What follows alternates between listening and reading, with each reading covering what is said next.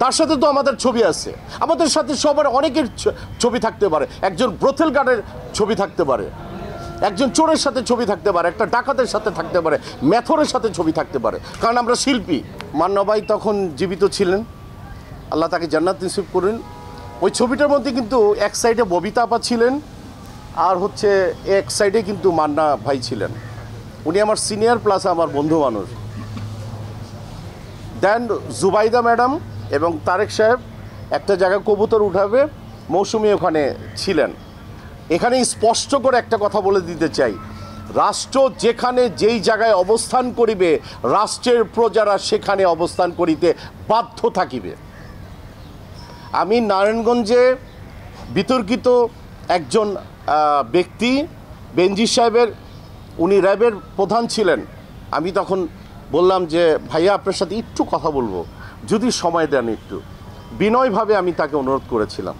এই যে দেখুন, উনি আমাকে বলল যে এরকম একটা বিতর্কিত ছবি, তাকে তো অনেক কিছু অনেক জায়গায় নেওয়া হবে, অনেক জায়গায় প্রশ্নের হবে, আমাদের কাছে তো অনেক নির্দেশ আছে ওনার ব্যাপারে, এটা খুব বাজে সিচুয়েশন হয়ে যাবে। আমরা কিন্তু ভীতু ছিলাম, আমার পরিবার কিন্তু একটা ছবি। তখন আমি বেনজির ভাইকে বললাম যে আজকে কথাটা বললাম এই কারণে যে একটু আগে আপনার সাথে র্যাবের প্রধান হিসাবে আপনার সাথে একটা ছবি তুলেছি আমি আর মৌসুমি, এবং কয়েকজন শিল্পীও ছিলেন।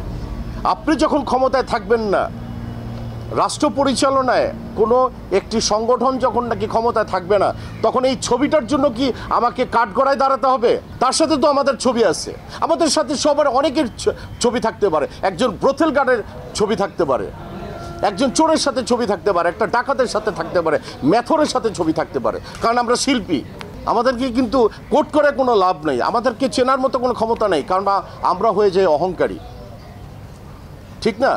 তো ওই জায়গাটায় আমি তাকে বলার পরিপ্রেক্ষিতে আমার পরিবার, আমার ব্যবসায় মানে অস্বাভাবিকভাবে ধ্বংসের একটি লীলায় মেতেছিলেন তারা।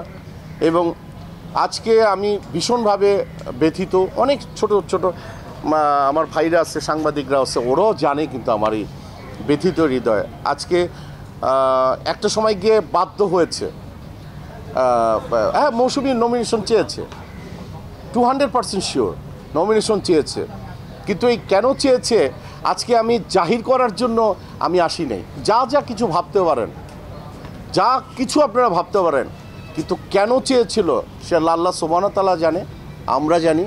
যে রাজনীতিতে যাবে না বিধায় কিন্তু একটা সময় গিয়ে সে আমেরিকায় অবস্থান করছে আমার সন্তানের ইয়ের জন্য। ব্যবসা অনেক ক্ষতি হয়েছে।